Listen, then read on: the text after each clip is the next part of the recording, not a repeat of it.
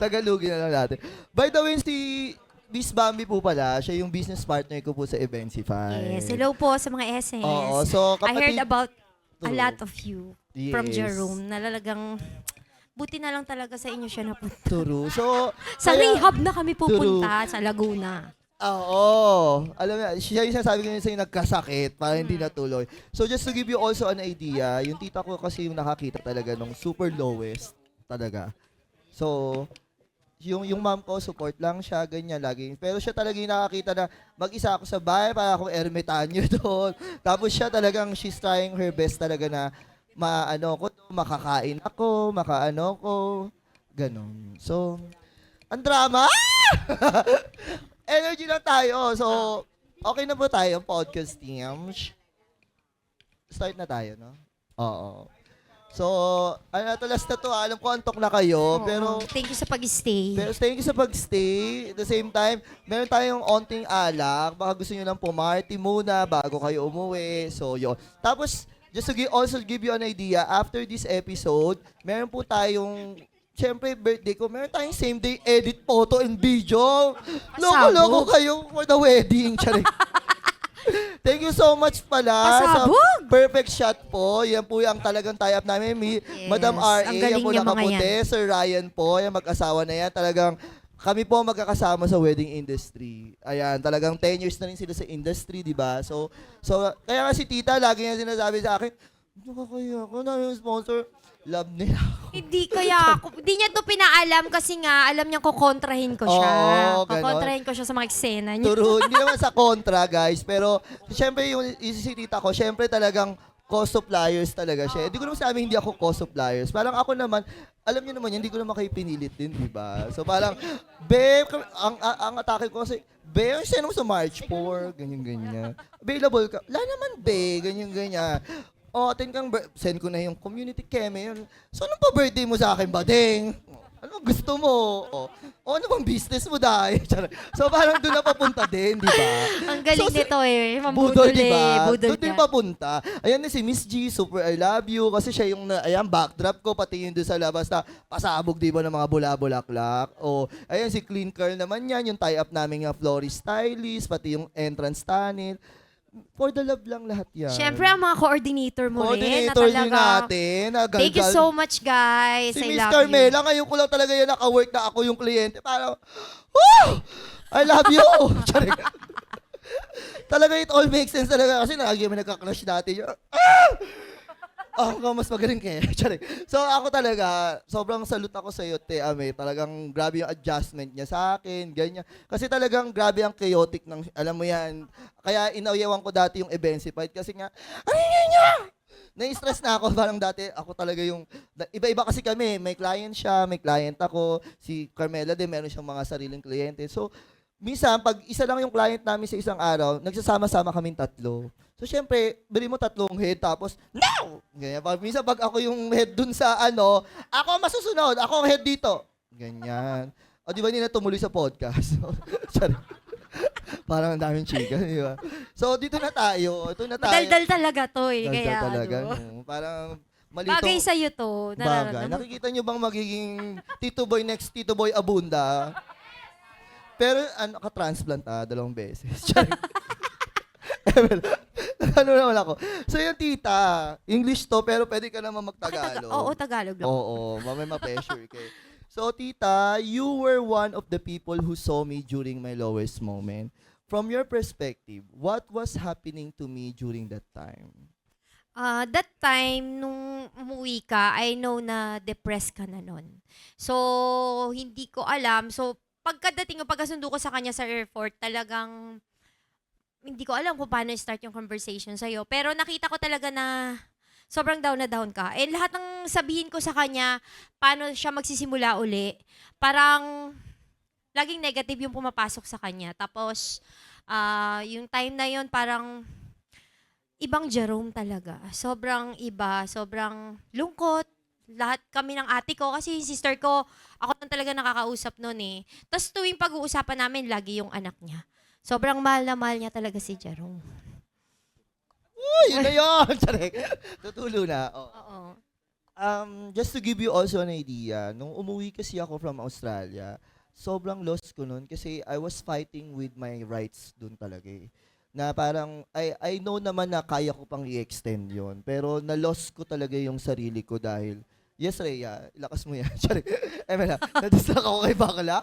Charing lang. So, ayun, going back dun sa story ko, nung nasa Australia kasi ako, parang grabe yung fighting, ano ko na, I need to stay here. Kasi nga kailangan kong i-please yung mga tao sa Pilipinas na, bala kayo dyan, ang hirap kayo dyan, nandito na ako sa Australia.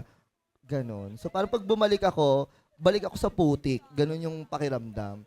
So, pero I lost everything doon kasi nga, di ba bipolar na ako noon. So nag-manic episode ako. There was a time kasi di ba bumalik ako from Pinas, na-depressed din ako. Way back 2024 ba yon? Umuwi lang ako para magpaganda. Nagpa-transplant ako ulit. Tapos dami kong mga kasi mahal sa Australia eh. So parang I was taught that time na pag gumanda ako, mabibuild ko ulit yung confidence ko. Mababalik siya. Kasi pag depressed ako, wala akong energy sa sarili ko. Hindi ako makaligo. Parang pangita-pangit ako sa sarili ko. Kaya hindi ako makapag-conversate sa tao. Pero yun na nga, nagpaganda ako, pagbalik ko naman ng Australia, nag-manic episode na ako, nag-shoot up yung emotion. Yung parang, hindi niyo ako, parang kahit yung mga fam, parang, no. Parang ano talaga ako, every month, mag 1.5 year na ako sa Shangri-La, doon ako nag-work. I lost that job. Kasi sobrang, yung aggressive. Yung pag meron lang akong, dahil sa mga childhood traumas, generational traumas, pag meron lang ako, yun may manager ko, biblang paggawa mo sa akin, tapos alam ko na may mali siyang ginawa. Kasi tao lang din naman siya. Parang ako, what are you doing? Parang hindi na makapag-English. So, talagang nilalabanan ko siya. Ganon. Hanggang sa nawala yung job na yun. I lost also my school. I was just an international student back then. So, nawala ko rin yun. Inaway ko rin yung school ko. So, wala na akong work. Tapos, inaway ko rin sila, tita. Di ba? Oo, lahat inaaway niya. Inaway ko lahat. Meron pang kawawa yung may supplier dati na inaway ko dahil Oo, late siya. doon ako naloka. Naloka siya doon kasi gamit ko yung page ng namin nung Eventsify. So parang nasira ko yung Eventsify that time kasi may access pa ako nung nasa Australia ako. So grabe yung manic ko. Tapos parang ayaw nyo sa akin lahat, kaya ko to. Ganon. Yung pala, nasa manic stage na ako noon. Ganon. So nung wala na sa akin lahat, I lost everything, doon na ako nag-start manghingi ng validation sa sex and drugs. Doon siya hanggat sa parang I lost na-explore ko yung drug world noon, ganyan. Tapos na-share ko na kay tita kasi hindi ko na kaya yung situation ko doon. Tapos, since nga international nauubos na rin yung visa ko noon. Parang umuwi siya 3 days before. 3 days na lang, no? Saka ko lang nalaman na susunduin ko na siya. So, Parang that time, nilalaban ko pa kasi manic nga ako, di ba? Parang bigla akong gano'n. Tapos biglang madadown ako, nag-spiral down yung emotions ko, pag ganyan-ganyan. Parang, ay hindi tita, akala ko na. Tapos biglang na-overwhelm ako sa dami kong gusto mangyari, hindi ko magagawa. Sige. Kaya parang 3 days before na lang, dun lang ako na, bili mo yung visa ko, yung expiration ng visa ko, July 18. July 18 din ako umuwi. At nag-decide lang ako 3 days before. So kaya pag uwi ko, I felt like, ayoko may makakita sa akin. Takot na takot ako na parang, ba't laging, syempre, lahat, initial reaction, oh, nandito ka na pala, Sir Jerome. Kamusta yung Australia?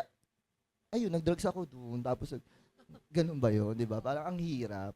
Kaya, yun, tuloy-tuloy yung, yung journey ko ng depression, sobrang sad-sad na. Hanggat sa, sobrang effort din ng tita ko noon na kausapin ako everyday, talagang she showing up sa akin kahit busy siya. So, siya yung ano bang gusto mo? Lagi naman niya tinatanong kung ano yung gusto ko. Sabi ko, gusto ko, sige, pa-check up tayo, pero ayoko na sa psychiatrist kasi ayoko na mag-medication. So, yun yung ko doon na, ito naman siya, search naman siya about gay, LGBT, lahat na keme-keme siya nag-effort. Eh di nakakita kami doon sa Makati. Effort din siya, drive siya Makati, kaming dalawa, para akong zombie, dinadala niya doon. Tapos, yung na-search naman niya, psychiatrist din, doon na ako na bipolar, ganyan. Sabi ko, it all makes sense. Kaya pala gano'n, tataas, bababa, ganyan. Naniwala ako dun sa psychiatrist. So, mineds na naman ako.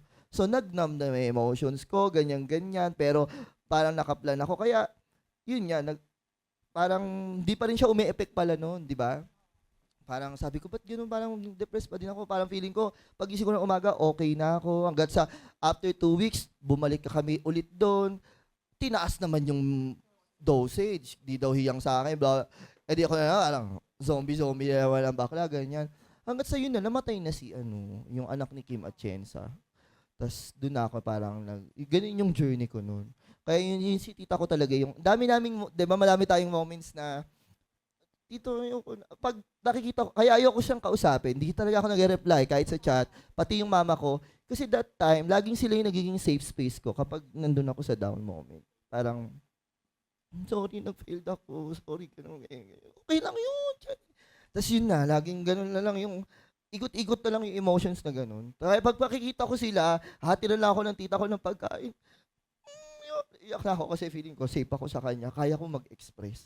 Tapos after na naman yun, just, grabe, best friend niya si ChatGPT noon that time, di ba? Oo, pati yung i-message ko sa kanya talagang china-chat GPT ko pa. Yung parang paano, kasi hindi naman ako psychiatrist, hindi naman din ako sanay na humawak ng nagde-depress na tao. Talagang ni-research ko siya na paano ko haharapin si Jerome. Kasi ang hirap po talaga na umarap sa taong may depression na hindi mo naman naranasan. Although naranasan ko ma-depress, pero hindi gano'n, nakatulad sa kanya na tipong one time, papunta ako ng gym, biglang nag-message siya sa akin na, tita, parang ayoko na. Ganon, pagod na ako. Bigla ako umuwi, tapos doon ko na na, kailangan balikan ko si Jerome, ganon. Lahat ng sinasabi niya, sobrang negative, sobrang ibang-iba talaga siya. So, kitang-kita ko talaga yung pinagdaanan niya, kaya, ayun, so proud of you na Thank nalampasan you. mo talaga to. Oo. Love you too. So yun nga, kaya parang siya talaga yung gusto kong i-guess talaga. Kasi gusto kong pasalamatan ka personally. Ano ba yung drama? Yan, iyak ka na iyak. Tama. Sorry, I need to just to express Oo. this sa'yo na ikaw talaga, kayo ni mama yung reason. Gano'n. Talaga, I still continue. Kayo yung naniwala. Kasi it's a new family ko, yung essence. Talaga, part ng safe space ko sila. Kaya nga, na-share ko nga rin ito yung struggle ko nga din na, yun nga kasi syempre, generational traumas, ganyan-ganyan. So, yung mom ko sobrang, grabe yung pagmamahal niya sa akin. Sobrang mahal niya sa akin talaga. She wants me to always be safe. Kaya laging ang advice, wag na anak, baka mag-fail ka, yan ka na naman. Baka, ganun. Hindi kasi siya yung nanay. Never yung mom ko, mama, alam mo yun. Never siya yung, wala akong trauma sa ganung mama ko.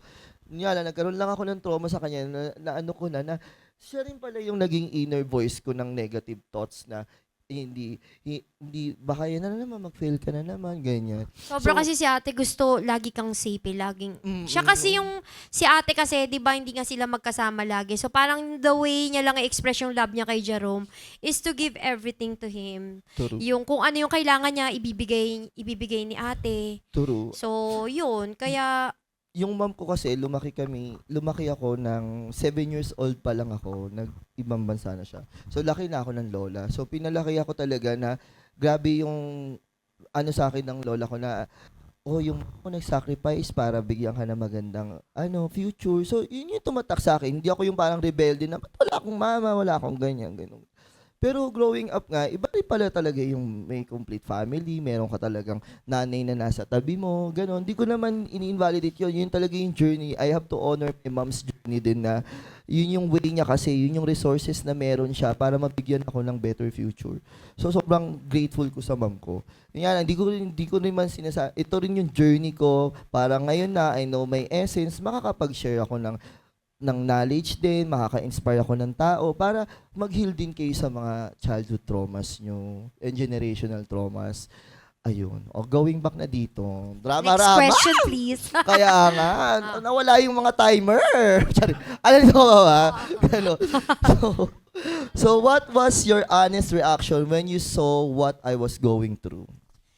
Yung reaction ko is, yung nangyari sa'yo, is feeling ko is, yun nga, dahil sa mga pinagdaanan mo, doon nahirapan ka, kasi nasanay kasi si Jerome na nasa comfort zone niya siya.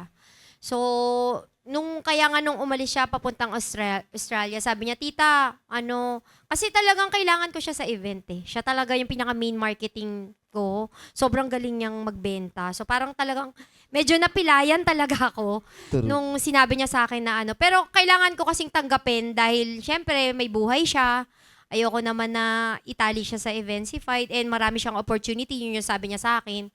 So ano uling question? Hindi sasagot mo naman. Ibahin na lang natin. Oo. Hindi, just to give you also an idea, grabe rin yung gratefulness ko kay tita. Kasi noong mga panahon talaga na after 7 years ng Eventsified, before mag-pandemic, talagang nafe-feel ko na yung nawawala na yung essence ko na papagod ako sa event na talagang ano ba, 7 years na akong nagpi-please ng mga ganun kasi yung pakiramdam, nawala yung pakiramdam na dating kami satisfied nag-tip. Siyempre na namin noon, 1,000, tigto 200 kayo, kami mga bata. Tapos pag hindi nag-tip, alam mo, pangit ng couple eh. Ganyan Hindi siya masyado maganda, no? Yung makeup, hulas. Lang naman sa amin lang naman yung grupo. Channel lang namin yun. So parang dati, pinag-aanuhan lang namin yung pinagtatawanan lang namin yun. Hanggat sa na-lost ko yung essence ko, hindi na ako nagiging masayang sa event. Parang ang bigat-bigat na ito na yung pera mo, wag mo lang ako stressin. May ganun na akong moment. Kasi di ba, as you grow older, talagang yung stress level mo, lumiliit siya eh. Kasi nga parang mas nafe-feel mo yung identity mo na, eto ko, hindi mo ako pwedeng ginaganyan. Eh dati talagang, ma'am, akin na dilaan ko na yung ano mo, parang gano'n. Kung ano mang gusto mong mangyari, ibibigay namin sa'yo. Ganyan, alilain mo kami. Parang gano'n yung ano namin. But anyways, nung di ba, kaka-travel ko nga yearly, ganyan. So, nung 2020, before mag-pandemic, doon ko talaga nabukas yung eye ko na gusto ko maging OFW. Dahil sa Dubai, napakadaming OFW. At ang ganda-ganda ko doon. Charing. Kasi nga mga Arabo, di ba? Kinesang bakla. Talagang, Diyos ko, kahit sa taxi, doon talaga yung mga Pakistani. Talagang nililibre ako. Talagang sinusundan ako ng sasakyan. Uy, nakaka-princess type to. Gano'n.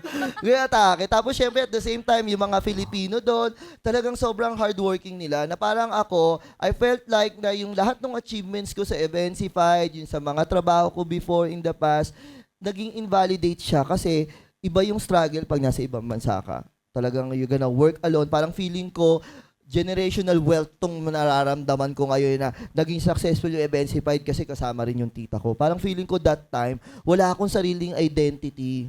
Yun yung ano ko doon. Parang tita, gusto ko, kasi pag nag-ibang bansa ako yun eh. Pag naging successful ako doon, ako lang yun. Parang gusto niya lagi na proud siya ng sarili niya lang ginawa. Meron siyang ganong no?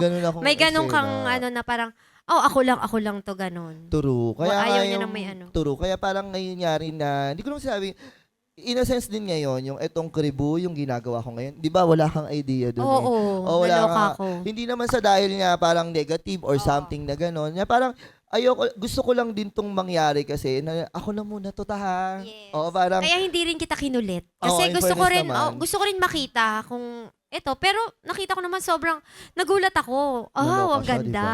diba? Ang mga niya. Talagang na-proud ako. Talagang napatunayan ko na kaya niya pa talaga na mag-event. Kasi nagkaroon na rin ako ng doubt, to be honest. Kung kaya niya pa. Kasi syempre, di ba, that time, parang may mental health problem siya. Paano kung ma-stress siya sa kliyente, di ba? O niya. Kaya parang ako, hindi ko pa siya mapahawakan ng another event pa as of now. Kasi nga, yun nga yung nararamdaman ko sa'yo, to be honest. Pero, hindi dahil na wala akong tiwala sa'yo or what. Pero syempre, dun sa pinagdaanan, nakita ko kasi yung journey mo eh. Kaya, yun. Pero ngayon, nakita ko, nagawa mo to. Di ba? Ang galing mo. So proud of you. Ang galing pa rin. Last 5 minutes. last 5 minutes yun na nga. So, napakataray naman ng assistant ko. Overtime na lahat. Kailangan na natin. Kaya nga. So yun lang. Yun na nga, parang to give you an idea na lang din doon sa ganung journey ko talaga. Sobrang grateful ko lang sa tita ko. Kasi ngayon ang sistema namin talaga na kung anong amats mo, laban mo. Saba? Ganyan siya sa akin. Ako, kesa na lang magkulong siya. Yun na lang din inaano namin ni ate. Pero yun, gusto ko na rin magpa-thank you sa inyo. Talagang, ang laking tulong nyo talaga kay Jerome. Kung nakita nyo lang siya noon, I love you. Naku. Alam mo yung tita ko din, marami rin siyang pagtitiis sa akin itong healing journey ko. Kasi, tulad, di ba, ako naghawak ng marketing namin. oo. Full change talaga, Mi. Talagang, Oo. naloloka na lang siya. Out of budget na ako. Talagang, ang atake ko, hindi ko Aha. sasabihin sa kanya. Pag nandyan na, tita, ito yung babayaran. At Naloloka tita, siya. may lalamove ka pa kay Abunuhan. Oo. Yung pala, para sa ano namin Para sa yun. event na yun, ganyan, o sa bridal. Nagugulat na lang siya. Okay na, kontrata ko na yan. Babayad siya, 50,000. Ha? Go. Journey mo yan. Pero in fairness, maganda naman. Maganda naman. Maganda naman. Meron kasi nga lang kasi yung ugali na pag yung naririnig ko na kaagad yung negative thoughts. Kasi sa marketing naman, trial and error eh. Wala namang talagang right platform dyan na pag ginawa mo to, mag-hit yan ng 1 million o mag-generate Totoo. yan ng 2 million. Walang ganon. Trial and error lang marketing, di ba? So parang ako, syempre, mahal yung marketing, di ba? So it comes with the money. So parang inisip ko, tita, yung brain libre na, oh. Isikip Oo na lang nga. In natin. fairness naman, tumaas yung sales natin. So, thank you so Oo. much. At quality talaga. At lahat ng Oo, mga talaga. nabubuk ko talaga ngayon, intentional. Alam mo yan. Oo. Nakakabudol ako ngayon na malalaki na, uy na. Kasi nga ako meron, ma'am, feel my energy ikot ka muna, Oo. tingnan mo. May mga ganyan. Sabi ng tita, taray ng energy. Ba't ganun yung mga salitaan ni Oo, Jerome? May kaya ganyan akong budol intentional. May intentional. Merong ano, Pero sabi inner ko- child. True Ay, year, sabi ko sa mga kliyente, mga nakakausap ko, doon talaga ako yung baklang tatatak. Ganyan, sabi ko, "Mang, ikot ka din tignan mo yung energy ko. Ngayon, nafe-feel mo yung energy ko na talagang intentional ako sa'yo. Hindi ko naman sisirain yung company namin. Company ko, part ako nung ano nun. 10 years, kaya nahihiya pa yung tita ko kasi kinlaim ko nung company namin na we are the most awarded wedding coordinators yes, in the taasan ng Philippines. kilay ng mga... Irayan yun sa mga... Oh, sige, may magbilangan tayo ng award me. Yearly kami na-awardan, minsan twice or thrice pa a year. Ang yabang, di ba? Pero that's marketing. Business channeling. So, yun lang. Para tingnan mo, kung pina-upload ko pa kasi sa tita ko yun. Oh, Hindi ako Hindi siya papayag. Kasi papayag. maraming magtataas ang kilay. eh, yung tita ko, humble. Kaya siya, si Jerome yan. Iharap yung nagko-question. Naloka pa sila yung ginawa ko. Hindi ko naman mapashow lahat ng mga plake dahil nga yung iba, ningat-ngat niya ng mga daga. Charing, Oo. sa tagal na, 10 years na kami, di ba? Ginawa ko, hinalukay ko lahat ng mga awarding namin na nag-receive kami ng award. Kahit Sira. kopong-kopong na. Inedit ko pa yung mukha ko, yung hairline ko nandito, nilagay ko dito. Charing. 10 years ago. So para lang talagang makita nila na meron pang dumaan sa akin. Hindi ko pa kalimutan. Sabi nung nakikinig siya sa akin niya, "Oh, sir, what makes you say na kayo po ang most awarded?" Ginanon ako.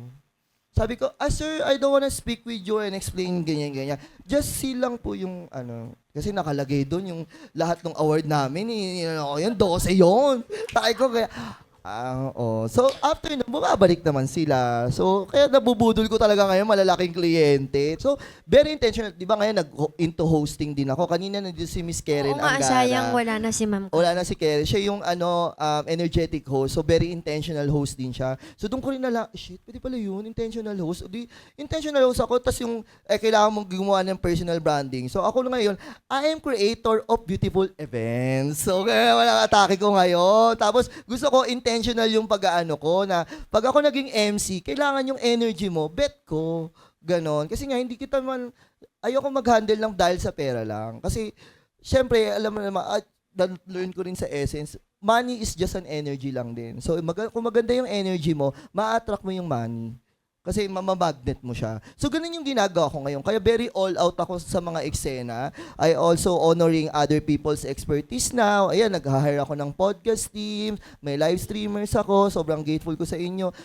Kasi gusto ko yung honor na kaya kong gawin yon ay SDE na. O sige na nga. SDE na sis. O, SDE na. Hindi tumitigil, di ba? Dire-diretso. Dire-diretso, di ba? Parang talagang... Yun na, kung bakit yung marketing namin. Pag ano nga may nag-i-inquire, hindi na nakapagsalita yung nag-inquire, hindi nakapagtanong, na-explain nyo na lahat. O, parang pag kunyari, pagod na ako, "Ma'am, do you have any question?" Wala na. Sir, parang na-explain nyo naman po lahat. So, yun na. So, anyways, thank you so much, Thank you, tita. I Jerome. love you so Congratulations. much. Congratulations. Ayan. Thank you so sa much lahat. din sa mga nagstay. O, picture muna.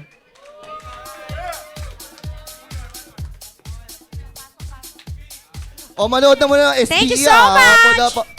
Ha? Picture tayo. Yung mga MC din ayaw mga pakaldog. Gusto, laging Picture included tayo, syempre. Ito naman si ano. Sorry. So, ayan, manood tayo ng on-site photo at saka ng same day Oo. edit video. After nga ito, tapos naman na party-party na. Kapanood lagyan natin na. lahat ng kabaklaan natin ngayong gabi. Ayan, take a picture.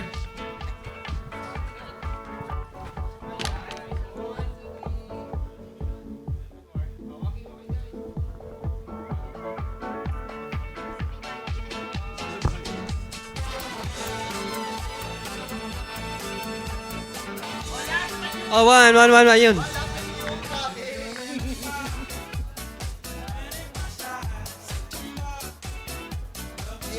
Once again, maraming salamat, Miss Yes. Bambi! Oh, this is the best time for us to showcase what had happened the whole day. What a day! And of course, this is made possible by Perfect